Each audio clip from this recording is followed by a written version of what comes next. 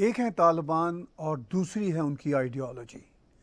वैसे तो तालिबान अफ़गानिस्तान में दिखते हैं, मगर उनकी आइडियोलॉजी पूरी दुनिया में है। सिर्फ उनकी आइडियोलॉजी ही नहीं, बल्कि वो ख़ुद भी पूरी दुनिया में दिखते हैं। पाकिस्तान में सबसे ज़्यादा दिखते हैं और पाकिस्तान से एक्सपोर्ट होके पूरी दुनिया में छाए हुए हैं। मैंने बहुत साल पहले यहाँ पर एक आर्टिकल लिखा था कनाडा के एक मेजर न्यूज़ आउटलेट के लिए, और मैंने कहा था कि why Canadian forces are fighting Taliban in Afghanistan since we do have Taliban here in Canada. यही सूरत हाल अब उनकी आइडियोलॉजी की है। तालिबान का राज आ गया, मगर अब वो दुनिया के लिए बेमानी हो गए, ख़बरों की दुनिया से भी निकल गए। मगर उनकी आइडियोलॉजी पहले भी थी, अब भी रहेगी। पाकिस्तान में लाल मस्जिद के मौलाना अजीज़ बार बार कहते हैं कि तालिबान पाकिस्तान में भी आ जाएंगे। मैं उनसे पूछना चाहता हूं कि पाकिस्तान में तो ऑलरेडी हैं, सेलिब्रेट किया जा रहा है। ख़ुद मौलाना अब्दुल अजीज़ एंड कंपनी पूरे के पूरे तालिबान से तल्लुक़ रखने वाले लोग हैं। ये तो तालिबान आएंगे, पाकिस्तान के तालिबान भी आपका हशर कर देंगे इंशाअल्लाह। अमेरिका में क्या सिचुएशन है वो आपके सामने। इस सब पे बातचीत होगी मेजर गौरव आर्या जी के साथ, जो चाणक्य फोरम के सीईओ हैं, चीफ एंड एडिटर हैं और बहुत ही बढ़िया कमेंटेटर हैं। मैं उनका स्वागत करता हूं वीडियो लिंक पे मेजर गौरव आर्या जी का। ये बताइए कि ये जो आइडियोलॉजी है ये तो मेजर साहब हर जगह पे है और ये कोई नई नहीं है, ये हमेशा से है। लाल मस्जिद का एक ज़माने में जनरल मुशर्रफ ने ऑपरेशन किया था चाइनीज़ के कहने पर। अब वो तालिबान आ गए हैं तो पाकिस्तान में वो एक तरह से ढोल धमाके बज रहे हैं और उनको ये भी एहसास है कि धमाके भी पाकिस्तान में होना शुरू हो चुके हैं। इस सारी सूरत हाल को आप कैसे देखते हैं? सर, मुझे तो ये समझ में नहीं आता कि पाकिस्तान के जो प्रधानमंत्री हैं, जब उनको आर्मी चीफ और जनरल फैज ने साफ बता दिया था एक पार्लियामेंट्री ब्रीफिंग में कि अफगान तालिबान और पाकिस्तान तालिबान जो तहरीक तालिबान पाकिस्तान है, they are two sides of the same coin. ये एक ब्रीफिंग हुई थी नेशनल असेंबली में और वहां पे जनरल बाजवा भी थे, जनरल फैज भी थे और पाकिस्तानी मीडिया ने कुछ कुछ इसको कवर भी करा है। उसके बाद भी ये कहना कि जहनी आज़ादी और ये सब बातें करना, ये गलत बात है। मुझे लगता है कि उन्होंने गलत बोला। दूसरी चीज, पूरी कौम ने बड़ा सेलिब्रेट करा सर कि हमने ना तालिबान आ गया और इन्होंने क्रेडिट भी ले लिया कि तालिबान आ गया, साहब हमने कर दिया। अच्छा, लोगों ने विश्वास भी कर लिया और कि पाकिस्तान ने कुछ करा होगा। करा पाकिस्तान ने, ऐसी बात नहीं कि नहीं करा, लेकिन पाकिस्तान ने इतना नहीं करा जितने के पाकिस्तानी ढोल नगाड़े बजा रहे थे। पर इन्होंने बहुत जोर जोर से नगाड़े बजाए, लोगों ने बोल दिया। अब बात यूरोपियन यूनियन जो कर रहा है वो कर रहा है जीएसपी प्लस हटाने की सर। अमेरिका इनडायरेक्टली बात कर रहा है सैंक्शंस की। तो ये जितने ये मर्द मोमिन, मर्द हक और गाजी और मुजाहिद और ये सब बोलते हैं सर, ये सब लोग, इनकी चीखें और ज्यादा निकलने वाली हैं। क्योंकि आजकल की जो लड़ाई है सर, आजकल की लड़ाई वो गोला बारूद तलवार घोड़े की तो है नहीं सर। आजकल की लड़ाई तो फाइनेंशियल और इकोनॉमिक वॉर्स होते हैं और इन्होंने पाकिस्तान की बाह मरोड़ना शुरू कर दिया। जो तालिबान है सर, अब जो तालिबान है, राइट, जो तालिबान खुश था 15 अगस्त को, अब तालिबान खुश नहीं है सर, बिकॉज उन्होंने अगस्त की सैलरीज नहीं दी। आपने बात करी मौलाना अब्दुल अजीज की, जो लाल मस्जिद वाले हैं सर, और जामिया हफ्सा भी उन्हीं के अंडर आता है। वो है, that is 3-4 kilometres from the prime minister's office और रेसिडेंस सर, जो वहां पे वो हार्ट ऑफ इस्लामाबाद में। सर प्रॉब्लम यही है, यही चीज मैंने अपने एक पुराने वीडियो में बोली थी, जो आज मैं रिपीट करना चाहता हूं आपके व्यूअर्स के लिए। अक्सर वेस्ट को ये दिक्कत होती है और वही चीज है जो आप कह रहे हैं सर, वही चीज है जो आप कह रहे हैं। वेस्ट को अक्सर ये सवाल मन में जागता है वेस्ट के कि पाकिस्तान के जो न्यूक्लियर एसेट्स हैं, क्या वो सेफ हैं कि नहीं?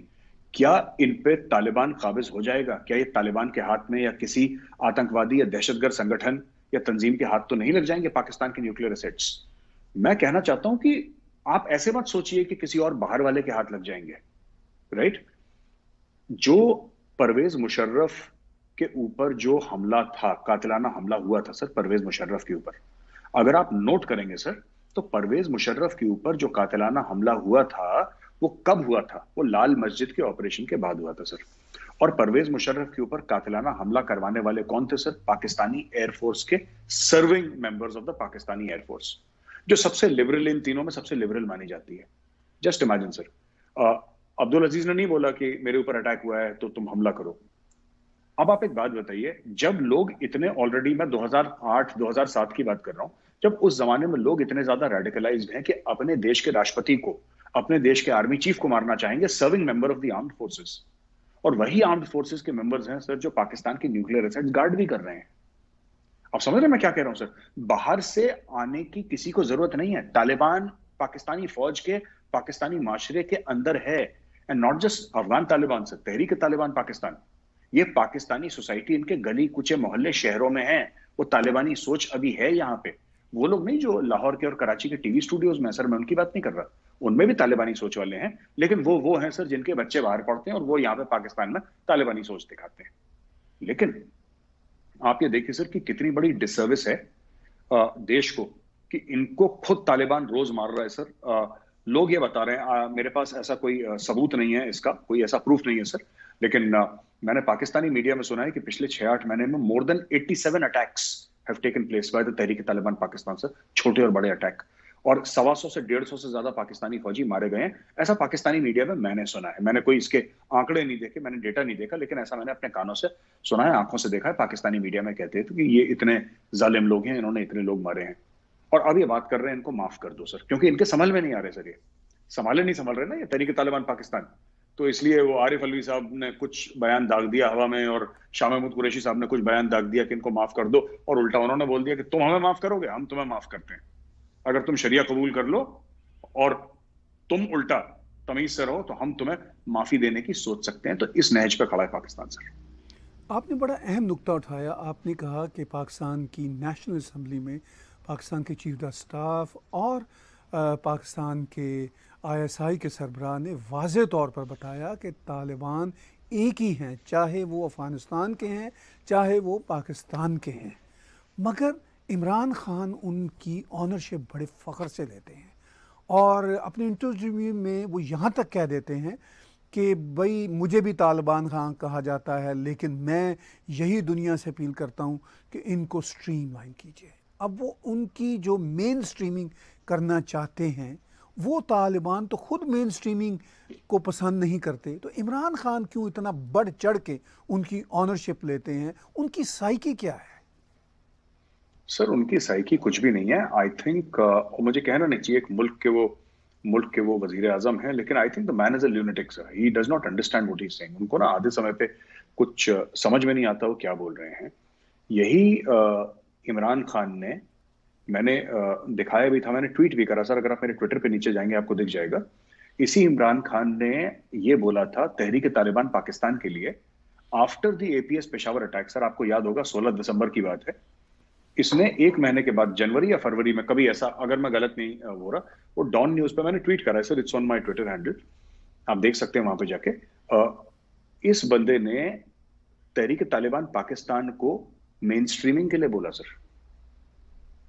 तब से बोल रहा है ये तहरीक, मैं अफगान तालिबान की मैं कह रहा हूं अलग है, 2 मिनट के लिए मान लीजिए अलग है, ये तहरीक तालिबान पाकिस्तान जिसको ये कहते हैं कि इंडिया के एजेंट है और रॉ फंड करती है तहरीक तालिबान पाकिस्तान को, जो ये पाकिस्तानी कहते हैं सर, उस तहरीक तालिबान को इसमें इमरान खान ने बच्चों के 130-140 मासूम बच्चे, जिनको क्या पता सर, क्या पता उनको तालिबान क्या होता है, पाकिस्तान क्या होता है, वो अपने माँ बापों के साथ बेचारे मासूम बच्चे APS पेशावर में, उनका कत्ल करने वाले उन लोगों को कह रहा है कत्ल होने के बाद बच्चों के 1 महीने के बाद कि इनको एक मौका दिया जाए, इनके साथ बातचीत करी जाए। तो ये तो इमरान खान को नई बात नहीं कर रहा, वो तो लोग की हैंडसम है और 1992 में वर्ल्ड कप लेकर आया था। लोग इन सब हल्की ओछी बातों में रह जाते हैं, लोग मुद्दे पर लोग आते नहीं है। तो बात इसकी नहीं है कि इमरान खान की परफॉर्मेंस खराब है या वहां पे दूध और घी और चावल और गंदुम बहुत महंगा है, उससे मेरा क्या लेना देना सर। 1000 रुपए किलो हो जाए गेहूं, मैंने थोड़ा ना पाकिस्तान में जाके खरीदना है। लेकिन मैं सिर्फ ये कह रहा हूं कि Imran Khan is very dangerous, not just for Pakistan, he is very dangerous for the region ये आदमी मेंटली रेडिकलाइज्ड है सर, ये मेंटली रेडिकलाइज्ड है, और ये थोड़ा सा एक इंग्लिश स्पीकिंग वर्जन है इमरान खान ऑफ मौलाना अब्दुल अजीज। मौलाना अब्दुल अजीज का एक slightly younger English speaking version है इमरान खान सर। बहुत ठीक कहा आपने बिल्कुल वही साइकी बयान की जो मैं समझता हूँ और जानता भी हूँ कि इमरान खान की वाकई वही साइकी है जो आप एनालाइज कर रहे हैं। इस सारी सिचुएशन में हमने देखा कि तालिबान के हवाले से ख़बरें पूरी दुनिया में एक महीना चलती रहीं, और ऑफ कोर्स अफ़गानिस्तान एक छोटा मुल्क है, उसका इम्पैक्ट भी होगा, लेकिन दुनिया में और भी बहुत सारे मसाइल हैं और भी बहुत सारे काम हैं। अब दुनिया ने कहा कि भाई जाओ, जो करना है कर लो। अब ना वो इंटरेस्ट दुनिया का रहा, ना वो भारत का रहा, पाकिस्तान का ही रह गया है। तो आगे आपको तालिबान का फ्यूचर और तालिबान को दरपेश मसाइल कैसे नज़र आते हैं? सर मुझे तो I see over a period of time Afghanistan heading for civil war sir, जिसको खाना जंगी उर्दू में कहते हैं, हिंदी में गृह युद्ध बोलते हैं। उसकी तरफ मुझे लग रहा है कि ये जा रहे हैं। और मैं एक दो और चीज बता दूं सर कि ये तवक्को रखते हैं वेस्ट से। इमरान खान ने सर कितनी गालियां दी जो बाइडेन को, आप बताइए। फिर ये कहते हैं कि जो बाइडेन कॉल नहीं करता। ठीक है, इन्होंने कितनी उल्टी सीधी बात नरेंद्र मोदी जी को बोली। फिर ये कहते हैं नरेंद्र मोदी जी मेरा फोन नहीं उठाते। अब तालिबान जो है वो कहते हैं कि औरतें घर से बाहर नहीं निकलेंगी, औरतें दफ्तर नहीं जाएंगी, ह्यूमन राइट्स नहीं होंगी, सिर्फ पश्तूनों को हम लेंगे अपनी मिनिस्ट्रियल काउंसिल में। और उनको पैसा चाहिए यूरोप से, उनको पैसा चाहिए अमेरिका से। अरे भाई, इनको शर्म भी नहीं आती, ना इमरान खान को शर्म आती है ना तालिबान को शर्म आती है। अरे भाई, तुम कॉम्प्रोमाइज भी नहीं करना चाहते और तुम्हें पैसे भी चाहिए, क्यों? मतलब इसका लॉजिक मुझे सर अगर कोई समझाए, कोई पाकिस्तानी मुझे समझा दे तो मैं मान लूं उसकी बात कि लॉजिक क्या है। लॉजिक क्या है? अब ये कह रहे हैं कि अफगानिस्तान में भूखमरी हो रही है। ये कह रहे हैं कि लोग भूख से मर रहे हैं। क्यों मर रहे हैं? तालिबान की वजह से। जब अमेरिका था तब तो वहां पे तो नहीं हो रहा था ऐसा, तब तो लोग भूख भूख से नहीं मर रहे थे ना सर। जब अमेरिका था तब तो लोग हवाई जहाज के पहियों पे टंग टंग के बाहर नहीं जा रहे थे। तो मेरा ये कहने का मतलब है कि हो तालिबान, तालिबान लोगों पे अत्याचार कर रहा है, लोगों पे जुल्म कर रहा है, लोगों को मार रहा है, लोगों को कोड़े मार रहा है, सरों पे गोलियां मार रहा है, गले रेंद रहा है लोगों के। और तालिबान ही कह रहा है कि हमारे लोग भूखे हैं, आप हमें पैसा दो। और पाकिस्तान इस चक्कर में है कि अगर तालिबान का तो बैंकिंग सिस्टम बिल्कुल कोलैप्स्ड है, तो कोई ना कोई वही कोल्ड वॉर जो माइंडसेट है सर ये पाकिस्तान का, कि कोई ना कोई अगर पैसा देता है, अरबों डॉलर देता है, तो फिर ये जो पैसे कहां से आएंगे सर? किसके थ्रू आएंगे? फिर ये पाकिस्तान के थ्रू आएंगे। एड कहां से आएगी? पाकिस्तान के थ्रू। पाकिस्तान बोलेगा आप चिंता मत करो, हम सब मैनेज कर लेंगे।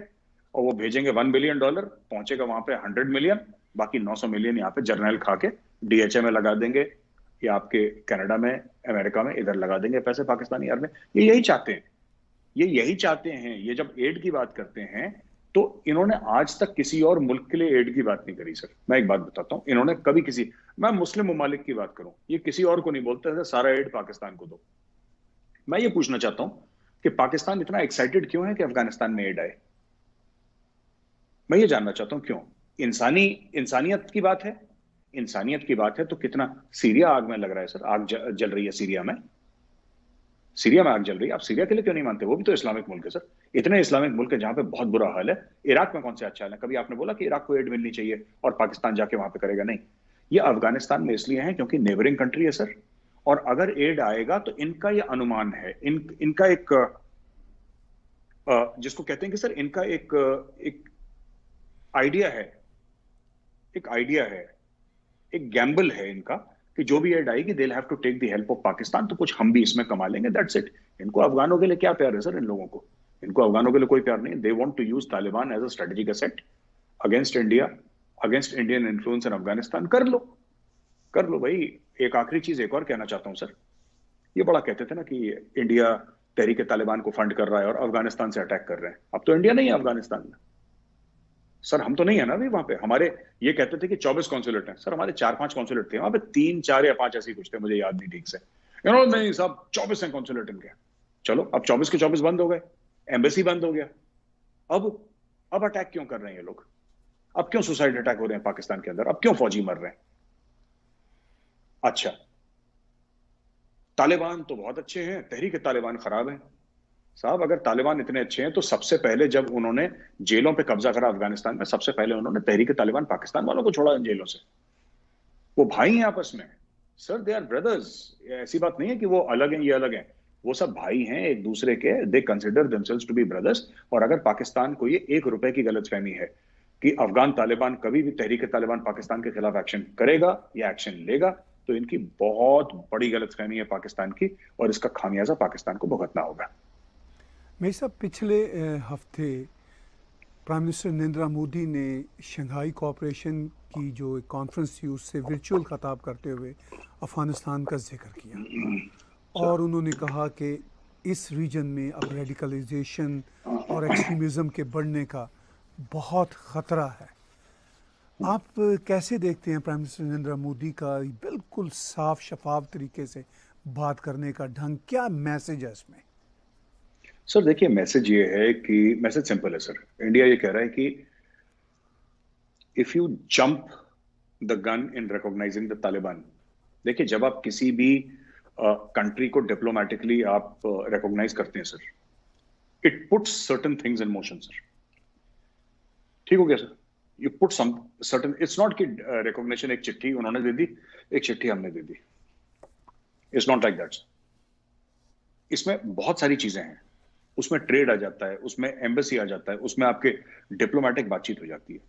Basically Taliban is a terror organization. लोग बात कर रहे हैं, क्यों बात कर रहे हैं? लोग इसलिए बात कर रहे हैं भाई अपने मुल्क से आपको निकालना है, तो लोग इसलिए बात कर रहे हैं, वरना तालिबान से कौन बात करना चाहता है? तालिबान दे क्या सकता है सर?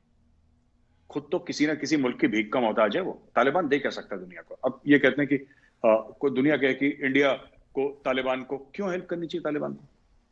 और अगर आप ये कह रहे हैं कि अफगान वहां पे भूखे मर रहे हैं, तो मैं समझ सकता हूँ, उनका दर्द है, हमारे दिल में भी, हमारे सीने में भी उनके लिए दर्द है, लेकिन क्यों मर रहे हैं? अफगान तालिबान की वजह से मर रहे हैं ना। अफगान तालिबान को अगर इतनी मोहब्बत है अफगानिस्तान के लोगों से, तो छोड़कर जाए वापस, तोरा बोरा की गुफाओं में रहे और वहां पे इलेक्शन करवाए। इलेक्शन वो करवाना नहीं चाहते क्योंकि उनको पता है इलेक्शन हार जाएंगे, फिर कहते हैं इलेक्शन गैर इस्लामी है, तो ये इलेक्शन नहीं करवाना चाहते तालिबान वाले। नहीं करवाएंगे सर ये इलेक्शन। ये लोगों को डरा के धमका के, जैसे कि वो जो मुंबई में एक टाइम पे होती थी ना सर भाईगिरी, वो दाऊद इब्राहिम भाई था, डॉन था, वो ये सब काम करता था, पसंद उसको कोई नहीं करता था, लेकिन फिर भी क्या है कि गोली मार देगा। तो ये सब चीजें हैं which we need to understand what is happening in Afghanistan sir. अब देखिए, एक और बहुत बड़ी डेवलपमेंट जियोपॉलिटिक्स के कॉन्टेक्स्ट में हो रही है कि prime minister Narendra Modi quad की मीटिंग के लिए 25 को वाशिंगटन में होंगे, 25 सितंबर को।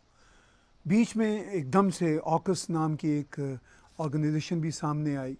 वो एक मिलिट्री का प्रोजेक्ट है, वो एक अलग बहस है। बहुत सारे लोग भारत में ये बहस भी कर रहे हैं कि भारत को उसमें से नहीं रखा गया, हालांकि मेरे लिए ये इररेलेवेंट है। क्वाड की अपनी अहमियत है, ऑकस का एक अपना काम है। तो क्वाड की उस मीटिंग में रीजन के लिए एक बहुत बड़ा मैसेज है, और ख़ास तौर पर साइडलाइन मीटिंग्स भी प्राइम मिनिस्टर नरेंद्र मोदी की होंगी जो बाइडन के साथ। यूनाइटेड नेशन की जनरल असम्बली में भी उनका एड्रेस है, और भी बहुत सारे मीटिंग्स होंगे भारत के ऑफिशियल्स की अमेरिकन ऑफिशियल्स के साथ। इसके साथ साथ जापान भी होगा, ऑस्ट्रेलिया भी होगा। तो इस सारे बड़े अमल को आप जियोपॉलिटिक्स के कॉन्टेक्स्ट में, और ख़ास तौर पर अफ़गानिस्तान के कॉन्टेक्स्ट में भी, बहरहाल एक इंस्टेबिलिटी तो है रीजन में, कैसे देखते हैं? सर जहां तक ऑकस की बात है, ये जो यूनाइटेड स्टेट्स, ऑस्ट्रेलिया, यूके, मिल मुल्क है, इट्स बेसिकली मिलिट्री अलायंस है। और तब लोगों की नज़रों में अचानक ये खटका जब जाके ये पता लगा कि साहब ये कि ऑस्ट्रेलिया से बड़े नाला हैं, बड़े गुस्सा हैं फ्रेंच कह रहे हैं साहब आपने डीजल सबमरीन हमसे नहीं ली। तो ऑस्ट्रेलिया ने बोला कि साहब जिस तरीके से चाइनीज थ्रेट बड़ा हो रहा है, diesel submarine does not cut any ice with us. Diesel submarine से तो कुछ नहीं होगा, हमें न्यूक्लियर सबमरीन चाहिए, और अमेरिका हेल्प कर रहा है उनको न्यूक्लियर सबमरीन्स बनाने के लिए। तो सर उसमें 2-3 चीजें हैं, मैं आपको बताता हूँ। पहली चीज तो है कि क्वाड जो है, quad is a much bigger thing. तो जो भी हिंदुस्तानी ये कह रहे हैं कि साहब ऑकस में इंडिया नहीं है, अच्छी बात है, ऑकस में इंडिया नहीं है, ठीक बात है। I think it's a good thing because we are part of Quad. Quad is much bigger, sir.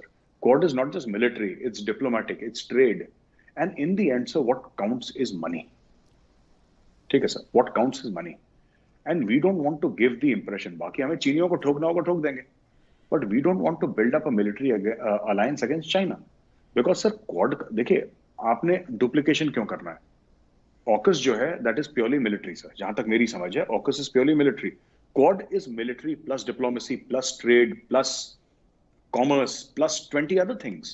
Quad एक पूरा एक सेटअप है सर। AUKUS तो सिर्फ एक है, मिलिट्री आर्म है उसका, so that is very small compared to the Quad. दूसरी एक और चीज है कि people have started thinking in terms of militarily taking on China, इसलिए चाइना थोड़ा खड़का भी हुआ है। तो अगर ये 8-10 न्यूक्लियर सबमरीन्स अगर ऑस्ट्रेलिया फील्ड करना शुरू कर दे और साथ में क्वाड भी मिल जाए ऑकस के, क्योंकि क्वाड और ऑकस के कुछ कुछ मेंबर्स तो साथ हैं, और यूके ने भी बोला है कि क्वाड प्लस में हम शामिल होना चाहेंगे। फ्रांस ने भी एक ऐसी आशा जताई है कि क्वाड प्लस में। तो क्वाड ऑकस कहीं ना कहीं सेम है सर। देखिए क्वाड के भी मेंबर्स कौन है? ऑस्ट्रेलिया, यूएस, ठीक है सर, इंडिया, जापान। तो ऑकस के 3 में से 2 मेंबर जो हैं वो तो ऑलरेडी सर क्वाड के मेंबर हैं ही हैं, और एक क्वाड प्लस का मेंबर है यूके। तो इसमें ऐसी कोई बात नहीं है कि इंडिया रह गया। अच्छी बात है sir, we should not get involve in everything, we should go for the bigger pie. तो बिगर पाई क्वाड है सर, क्वाड बहुत बड़ा है। जो आपने बोला नरेंद्र मोदी का सर, ऑनरेबल प्राइम मिनिस्टर 24 तारीख को जो बाइडेन से मिल रहे हैं sir. He is meeting Joe Biden in Washington DC sir. उनके डायरेक्ट 1-to-1 मीटिंग है जो बाइडेन के साथ, और वहां पे बहुत सारी चीजें डिस्कस होंगी। लेकिन मुझे ऐसा लगता है सर कि इंडिया कभी ऐसा नहीं करता कि सर इंडिया जाके सिर्फ अफगानिस्तान डिस्कस करे। इंडिया के प्लान्स बहुत बड़े हैं, इंडिया की एम बहुत बड़ी है सर। हो सकता है हमें कई साल लग जाए उस एम को अचीव करने के लिए, हो सकता है हमें कई साल लग जाए, लेकिन इंडिया के जो मंसूबे कह लीजिए, प्लानिंग कह लीजिए, विजन है, दैट्स मुझे हाल ही में मैं पढ़ रहा था sir, somebody was discussing with me, पुराने डिप्लोमेट हैं एंड हिज फ्रेंड, वो इंडिया हैबिटेट सेंटर में हम लोग मिले थे कुछ समय पहले। They were discussing about India's Arctic policy. अच्छा, मुझे नहीं पता था सर, मैं उस मतलब मुझे इतना आइडिया था कि कुछ है, बट मुझे नहीं पता था कि इस शेप में I was aware of an Arctic policy, I had read some parts of it, but I was not fully aware that India actually has a very vibrant Arctic policy. Arctic circle में India पैसे लगा रहा है sir, they have an Arctic policy. तो अगर ये जो पाकिस्तानी बोलते हैं ना अफगानिस्तान में आर्कटिक सर्कल पहुंचने की बात कर रहे हैं, अभी तक ये इंडिया कह रहा है हम मार्स में लैंड करवा रहे हैं, ये कह रहा है तुम अफगानिस्तान क्यों आ रहे हो। इनको बात ही समझ में नहीं आ रही हमारी सर, कि हमारे मंसूबे कितने बड़े हैं, सपने कितने बड़े हैं, उसके लिए हम काम नहीं कर रहे हैं। आज पास नहीं हुए कोई बात नहीं, आज फेल हो गए कोई बात नहीं, कल पास हो जाएंगे, परसों पास हो जाएंगे, but we are at it sir. तो प्रधानमंत्री मोदी जो वहां पे हैं sir, honourable prime minister of India, he will discuss a lot of things. Afghanistan एक मुद्दा होगा, बट मुझे ऐसा लगता है कि sir his focus is going to be essentially big ticket trade sir, big ticket trade. Weapon procurement is going to be a very small part of it sir, because अब हम weapon procurement बाहर से थोड़ी सी कम करने की कोशिश कर रहे हैं, मेक इन इंडिया पे ज्यादा जोर है। 1-2 साल और हो सकता है कि कुछ बिग टिकट आइटम साइन हो, बाकी सब मेक इन इंडिया ही होगा। और जैसे कि अभी हमने एक डील साइन करी थी सर, टाटा ग्रुप ने आई थिंक एयरबस के साथ या बोइंग के साथ साइन करी है for 50, 55, 60 transport aircraft for the Indian air force. तो सारे के सारे उसमें से 15-20 बाहर से आएंगे, बाकी 40-50 इंडिया में ही बनने हैं वो, और टाटा ग्रुप के साथ कुछ है तो वो लोग बना रहे हैं। So like this India is getting into that entire ecosystem of weapons manufacturing. तो ये सब बातें होंगी sir, it's going to be very significant trade. We want massive trade with the United States, and India का कहीं ना कहीं ये भी प्लान है सर, क्योंकि इसमें काफी मुल्क इंडिया की हेल्प भी कर रहे हैं over a period of time. और ये सपना बहुत बड़ा है सर कि मैं इतनी आसानी से बोल दूं और लोग बोले कि हाँ साहब मेजर ने बोल दिया और मुंह से और हो गया, वो ऐसा तो नहीं होने वाला है। और इसमें भी कई दिहाइयां लग जाएंगी, हो सकता है 15-20 साल लग जाएं, लेकिन finally the aim after 5, 10, 15, 20, 25 years is to replace China as the manufacturing hub of the world. तो जैसे एप्पल के फोन्स यहाँ पे आ गए, कई सारी कोरियन कंपनीज यहाँ पे आ गई हैं। सैमसंग फोन्स का बिगेस्ट मैन्युफैक्चरिंग जो फैक्ट्री है जो मैन्युफैक्चर करती है फोन सैमसंग के, that is in India sir, वो भारत में है। और तो rather than just being a software power, also a major hardware power in the world, the world's factories है, ये बनना है। इसमें भी समय लगेगा सर, ये फिर मैं बात कह रहा हूँ, ये बड़ी बात मैं कह गया कहते कहते आपसे कि नहीं सर इसमें बहुत टाइम लगेगा, लेकिन हम ये कह रहे हैं कि ये हमारा विजन है, ये हम करना चाहते हैं। भाई साहब, सिर्फ विजन ही नहीं है, भारत इस रास्ते पर भी है, साफ नज़र आ रहा है। और प्राइम मिनिस्टर नरेंद्र मोदी का जो विजिट है वो सिर्फ क्वाड के लिए नहीं है, क्वाड तो बहुत इम्पोर्टेंट मिशन अपनी जगह पे है ही, लेकिन उनकी जो साइडलाइन मीटिंग्स हैं वो एक बहुत बड़ा मैसेज है दुनिया के लिए। पाकिस्तान के लिए भी मैं नहीं कहूँगा कि कोई बड़ा मैसेज है, इसलिए कि पाकिस्तान कंपैरिजन में ही नहीं है, लेकिन पाकिस्तान की तरफ से हर वक्त कंपैरिजन करने का अभी तक जो है एक ऑब्सेशन नहीं गया। इसकी क्या वजह समझते हैं? सर देखिए, पाकिस्तान की इकोनॉमी करीब $300 बिलियन प्लस है सर, हमारी करीब $3 ट्रिलियन की इकोनॉमी है सर। हमारी पॉपुलेशन 130 करोड़ है, हमारा एक सॉलिड मैन्युफैक्चरिंग बेस है, हमारी एक सर्टेन लेवल ऑफ डिप्लोमेसी है सर, हमारे एजुकेशनल इंस्टीट्यूट्स हैं जो IIT IIMs जो हमारे हैं, हमारे जो लोग हैं जो वहाँ पे बाहर हैं सर, बड़ी बड़ी कॉर्पोरेट्स में जो हमारे लोग हैं टॉप पोजीशंस पे जो दुनिया में है सर, जो टॉप पोजीशंस पे कॉर्पोरेट्स पे हैं। तो मुझे ऐसा लगता है कि अगर पाकिस्तान ये कहता है कि हमें भारत के साथ कंपेयर करो, तो मुझे लगता है कहीं ना कहीं पाकिस्तान और कुछ नहीं, खुद के साथ ज्यादती कर रहा है। ठीक है सर, ये ऐसे ही हो जाएगा जैसे कि गली मोहल्ले में क्रिकेट खेलने वाला ये बोले कि मुझे उतनी इज्जत क्यों नहीं मिलती जितनी विराट कोहली को मिलती है। तो इसका तो कोई जवाब है नहीं सर कि मतलब मैं इसका, कोई आपसे पूछेगा आप क्या बोल देंगे उसका? यही तो बोलेंगे कि विराट कोहली वर्ल्ड का टॉप बैट्समैन है, इंडियन क्रिकेट टीम का कैप्टन है, one of the most successful captain है, आप ये बोलेंगे। लेकिन जिसको नहीं समझना वो नहीं समझेगा। ये एक कि हम इंडिया से कंपीट करेंगे, आप इनसे पूछ लीजिए किस में कंपीट करना है। ये कहते हैं बराबर की इज्जत दो। सर बराबरी कुछ नहीं होती दुनिया में। मैं आपको sir, let's be very honest, क्या इंडिया और चाइना बराबर है? नहीं है सर, इंडिया और चाइना बराबर। चाइना हमसे आगे है। हम अपने आप से क्यों झूठ बोलें? हम क्यों झूठ बोलें अपने आप से? क्या इंडिया और अमेरिका बराबर है? नहीं, अमेरिका हमसे आगे है। हम क्यों झूठ बोलें कि नहीं साहब इंडिया को ये? हाँ ठीक है, जहां पे अपनी रिस्पेक्ट होगी हम रिस्पेक्ट के लिए लड़ेंगे और हम बोलेंगे कि इज्जत हमारी बराबर होनी चाहिए किसी भी और मुल्क से, चाहे वो श्रीलंका हो, चाहे वो यूनाइटेड स्टेट्स ऑफ अमेरिका हो, चाहे वो नेपाल हो, चाहे वो चाइना हो। रिस्पेक्ट भारत की बराबर होगी हर एक मुल्क जैसी, ये बात तय है।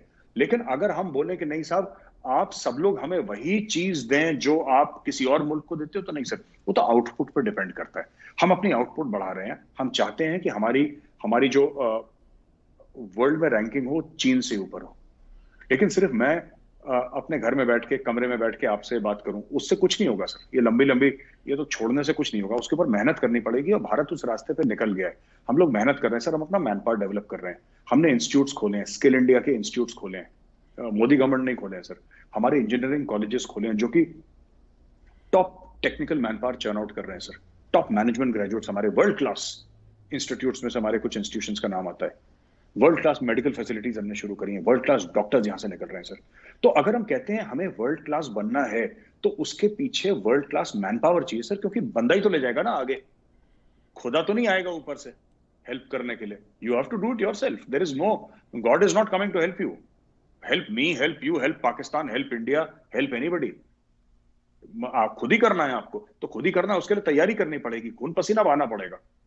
तो उस तरीके से वो विजन है, वो हम लेके चल रहे हैं और सर ये हो जाएगा, जरूर होगा। तो पाकिस्तान का ये कहना है सर, पाकिस्तान मेहनत नहीं कर रहा इस पे ना। पाकिस्तान ये चाहता है कि इंडिया जैसी उसको इज्जत मिले, इंडिया जैसा उसको रुतबा मिले। तो अगर ये अच्छी बात है किसी भी मुल्क को ऐसा सोचना, लेकिन उसके लिए काम नहीं कर रहा पाकिस्तान, काम नहीं कर रहा। रोज इनके मंत्री जो हैं वो कुछ ना कुछ बकवास कर देते हैं सर, कुछ ना कुछ उल्टी सीधी बातें कर देते हैं, दुनिया में जलील हो जाते हैं।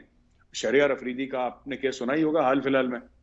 वो भाई चले गए वहां पे अमेरिका में, फिर गाली गलौज करने लगे अमेरिकन को, जिससे पैसा चाहिए, जिसकी भीख से पलता है मुल्क, उसको गाली दे। पता नहीं इसके रिपरकशंस वो झेलेंगे पाकिस्तानी।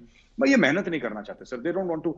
मुझे ऐसा लगता है कि पाकिस्तानी सरकार, मैं पाकिस्तानी आम लोगों के बारे में बात नहीं कर रहा sir, I am not talking about the common Pakistani, मैं उनको जानता नहीं तो मैं क्यों उनके बारे में कुछ गलत बोलूं। लेकिन मुझे नहीं लगता कि पाकिस्तानी जो, या इवन उनका जो अशराफिया है, वो मेहनत करके खुश नहीं है sir. There is a sense of entitlement कि दुनिया हमें पाले है, क्योंकि हमारा जियो स्ट्रेटेजिक इंपॉर्टेंस है। आप हमें पालो, आप हमें पैसे दो, वरना आपको दिक्कत हो जाएगी, इसलिए आप हमें पैसे दो। कोई लॉजिक नहीं है। ये लॉजिक नहीं है कि हमारा आईटी बेस इतना अच्छा है और हम आपको world class products at a very competitive cost दे सकते हैं। उनका ये नहीं है कि हमारा जो सुपारको है, जैसे इंडिया में इसरो है, पाकिस्तान में सुपारको है सर, आपको तो पता ही है वहां पे। तो आप ये नहीं कह रहे कि दुनिया से, आप ये नहीं बोल रहे कि हम आपको बेहतरीन सैटेलाइट्स लॉन्च करके देंगे कम से कम पैसे में, आप पाकिस्तान आइए सुपारको सैटेलाइट्स लॉन्च करेगा। वो बात नहीं कर रहे।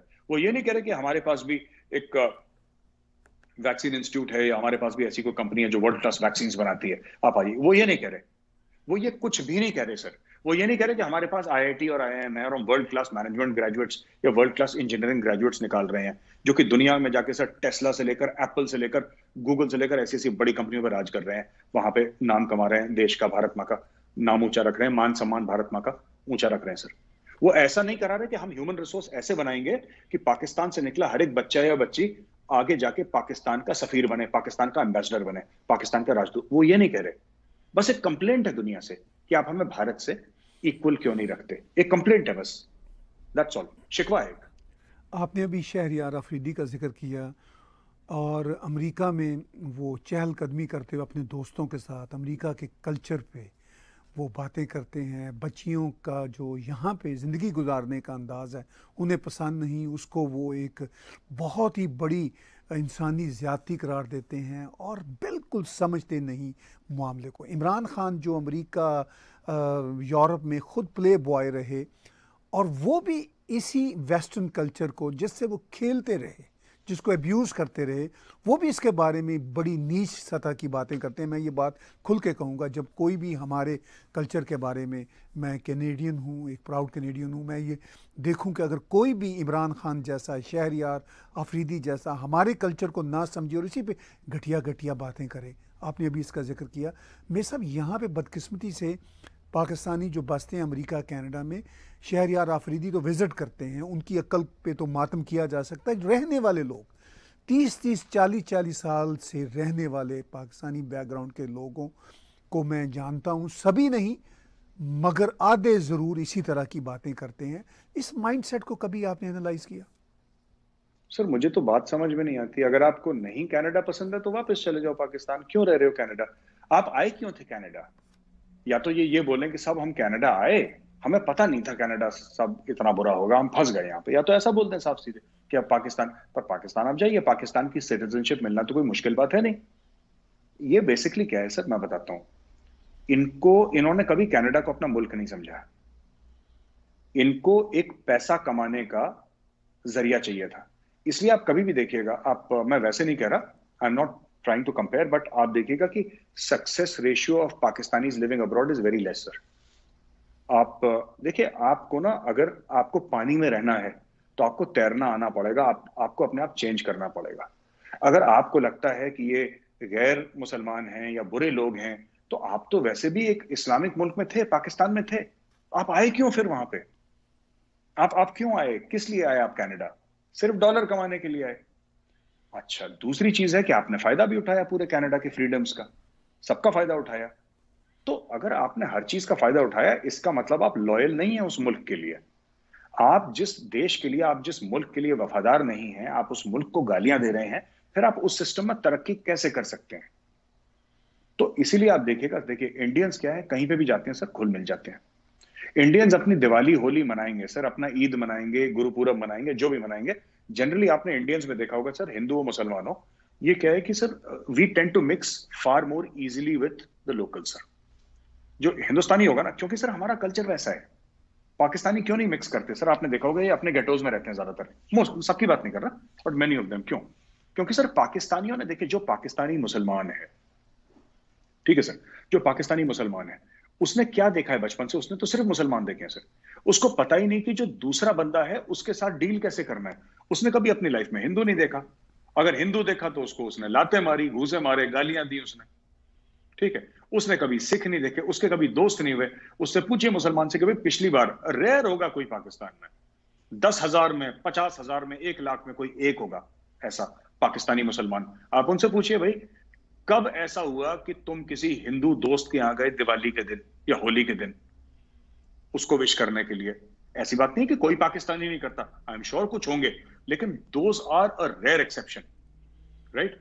कब आपने एक हिंदू को अपने घर में बुलाया कि आ जाओ यार, मैंने तुम्हारे लिए ना घर पे खाना बनवाया है, ये मेरे फादर हैं, ये मेरी मदर है, ये मेरे ब्रदर है, ये मेरी सिस्टर है। आपने कभी घर पे नहीं बुलाया उसको, क्योंकि आपको पाकिस्तान स्टडीज में शुरू से बताया गया था कि हिंदू बुरा है, राइट?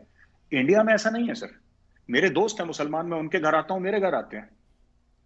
मेरे तो ऐसे ऐसे दोस्त हैं सर कि मैं डायरेक्टली उनकी मदर्स को फोन करता हूं, मैं तो उनको फोन ही नहीं करता।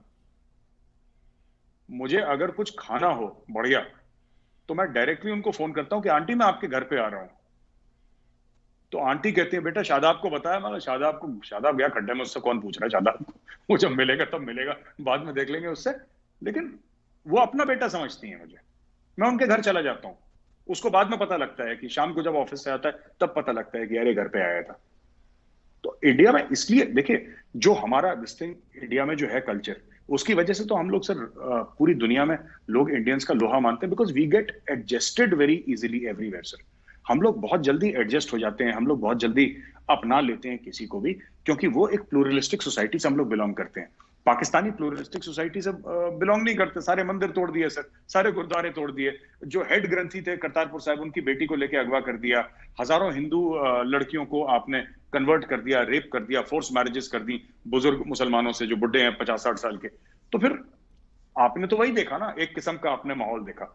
और जब आप बाहर गए, आप कंफ्यूज हो गए, तो आप एक साथ रहते हैं, दूसरे को दुश्मन समझते हैं, क्योंकि पाकिस्तान ने आपको सिखाया कि दूसरे को। एक जमाने में पाकिस्तान ऐसा नहीं था सर, बहुत बहुत पहले की बात है, ऐसा नहीं था। It was more pluralistic, it was more open, it was more welcoming of outside influence. अब नहीं है सर ऐसा, अब बिल्कुल बदल गया। तो लोग वैसे ही हैं फिर जो। आखिर में मेरे साहब, जहाँ से हमने बातचीत शुरू की थी उसी पर ही बातचीत को कंक्लूड करते हैं। ये बताइए कि जो मेंटालिटी मौलाना अब्दुल अजीज़ की या पाकिस्तान में रहने वाले उन लोगों की जो तालिबान को बहुत ही फैसिनेशन के साथ देखते हैं, ये अमल आपने पहले भी बताया, कई बार बताया कि ख़ुद पाकिस्तान के लिए बड़ा नुकसानदेह है, लेकिन ये अफ़गानिस्तान पे अभी मज़ीद कितना असर डालेगा? और अफ़गानिस्तान की ये जो सरकार है ये आगे सिविल वॉर की तरफ भी जाती नज़र आ रही है। आफ्टर ऑल अफ़गान्स इनके चुंगल से कैसे निकलेंगे? सर ये देखिए, बात यही है ना कि मैं आपको बताता हूं कि अफगानिस्तान कभी ऐसा स्टेबल हुआ नहीं है सर। बहुत टाइम हो गया सर, जब उनका राजा वाजा था, जब उनका बादशाह था, जो भी कहते थे उसको, सुल्तान जो था, उसके जाने के बाद तो पाकिस्तान वहां पे इंस्टेबिलिटी रही, even in the Russians and all later. वहां पे लड़ाई झगड़ा रहा है। तो मुझे तो नहीं लगता कि अफगानिस्तान अभी हाल फिलहाल में स्टेबल होगा। और जो पाकिस्तानी है सर, देखिए हक है, हर एक बंदे को हक है। अगर कोई पाकिस्तानी ये कहता है कि उसको तालिबान का निजाम पसंद है, तो अपने मुल्क में आप कायम कर लीजिए। पर ये करेंगे नहीं सर, मुनाफिक लोग हैं, ये करेंगे नहीं, हिपोक्रेट्स हैं। क्यों मैं कह रहा हूं ऐसा? कि उनको शरिया जो है अफगानिस्तान में पसंद है ना। जो पाकिस्तान है सर, पाकिस्तान सिर्फ नाम नेहाद इस्लामी रियासत पाकिस्तान है। अगर इस्लामी हैं, आप इस्लामी भी हैं और आपके यहां शरिया भी नहीं है, मुझे बात समझ में नहीं आती sir. This I have not understood. आपका ये मिक्स एंड मैच है सर, ठीक है। करेंसी पे उनका झंडा तुर्की का है सर, ठीक है। जो उनका नेशनल एंथम है वो फारसी में है। आइडियोलॉजी इनकी तालिबान की है। हीरोज इनके अफगानिस्तान और सेंट्रल एशिया के हैं। पिक्चर ये बाबर के ऊपर बनाना चाहते हैं। घर पे पंजाबी बोलते हैं। अब सर इस खिचड़ी का तो किसी के पास कोई इलाज नहीं है सर, इस खिचड़ी का। ये तो बड़ी अजीब सी चीज है। तो I can only sympathise with the people of Pakistan and the people of Afghanistan sir. मैं तो सिर्फ इनके साथ सिंपैथाइज कर सकता हूं। पर लेकिन जैसी जिसकी किस्मत सर, जैसा बोएंगे वैसा काटेंगे। इन्होंने अगर तालिबान बोया है सर, अगर इन्होंने तालिबान बोया है, तो सर फिर ये अलकायदा और इस्लामिक स्टेट ही काटेंगे ना। कोई ये बोले कि नहीं ये कोई लिबरल डेमोक्रेसी काट लें उसमें से, ये तो हो नहीं सकता। तो बबूल का पेड़ अगर ये बोएंगे सर, बबूल का बीज बोएंगे सर, तो उसमें से आम और अमरूद तो निकलेंगे नहीं सर, बबूल ही निकलेगा फिर। तो बबूल निकल रहा है इनके। बहुत शुक्रिया मेजर साहब, आपने हमें वक्त दिया। हम हमेशा आपके शुक्रगुजार रहते हैं। व्यूअर्स, बातचीत सुन रहे थे आप मेजर गौरव आर्या की। चाणक्य फोरम की वेबसाइट पे जाइए, बहुत बढ़िया आर्टिकल्स हैं। इसके साथ साथ एंड्रॉयड और एप्पल के जो ऐप्स हैं वो भी आप डाउनलोड कीजिए। और हमारे टैग टीवी के